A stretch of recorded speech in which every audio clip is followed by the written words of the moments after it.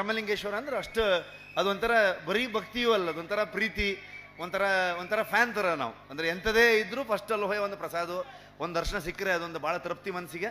ಅಷ್ಟೇ ಒಂದು ಧೈರ್ಯದಿಂದ ನಾವೆಲ್ಲ ಬೆಂಗಳೂರಿಗೆ ಬಪ್ಪತ್ತಿಗೂ ಸಮೇತ ಅಲ್ಲಿ ಒಂದು ನಮಸ್ಕಾರ ಮಾಡ್ಕೊಂಡೆ, ಒಂದು ಆಶೀರ್ವಾದ ತಗೊಂಡೆ ಬಂದರು ಇಲ್ಲಿಗೆ. ಆದ್ರೆ ವಾಪಸ್ ನಾನು ಕಾಂತಾರ ಶೂಟಿಂಗ್ ಹೋದಳಿಕೆ ನಮ್ಮದು ಕಾಂತಾರದಾಗ ಇದ್ದಷ್ಟೇ ಭಾಳ ಮಿರಾಕಲ್, ಭಾಳ ಮಿಸ್ಟ್ರಿಗಳು ನಮ್ಮ ಸೆಟ್ಟಂಗೆ ನಡೀತಿದ್ದಿತ್ತು. ನಮ್ಮ ಲಾಸ್ಟಿಗೆ ದೈವದ ಇದು ವರಾಹರೂಪಂ ಸಾಂಗ್ ಶೂಟ್ ಮಾಡೋತ್ತಿಗೆ ರಾಜ್ ಶೆಟ್ರು ಬಂದು ನನಗೆ ಅದನ್ನು ಕಂಪ್ಲೀಟ್ ಶೂಟಿಂಗ್ ಮಾಡೋಕ್ಕೆಲ್ಲ ಸಹಾಯ ಮಾಡಿದಳಿಗೆ ಅವ್ರು ಕೆರಾಡಿಗೆ ಬಂದು ಅಲ್ಲಿ ಶೂಟಿಂಗಾಗೂ ಅವ್ರು ಇದ್ದಿರು. ಅವರು ಕೂಡ ಎಕ್ಸ್ಪೀರಿಯನ್ಸ್ ಮಾಡಿದಂಥ ಒಂದಷ್ಟು ವಿಚಾರಗಳೇ.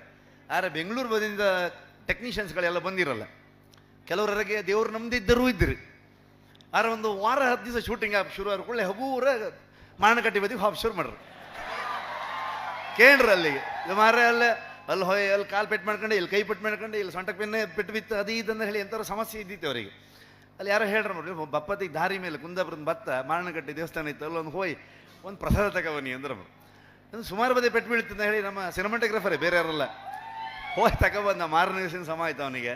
ಸೊ ಕಡೆಗೆ ಬಪ್ಪತ್ತಿಗೆ ನಾವೊಂದು 150-200 ಜನ ನಾವು ಊರು ಬದಿಯರು ಒಂದಷ್ಟು ಜನ ಇದ್ದಿತ್ತು, ಅವ್ರು ಬೆಂಗಳೂರಿನ ಮೇಜರ್ ಟೆಕ್ನಿಷಿಯನ್ ಇದ್ದೀರಿ. ಕಡೆಗೆ ಬಪ್ಪತ್ತಿಗೆ ಹೈಯೆಸ್ಟ್ ಜನರ ರಂಗ್ ಪೂಜೆ ಇದ್ದಿತ್ತಲ್ಲ ನಮ್ಮ ಟೀಮ್ ಆಗಿದ್ದಾರದು. ಅಂದರೆ ಬ್ರಹ್ಮಲಿಂಗ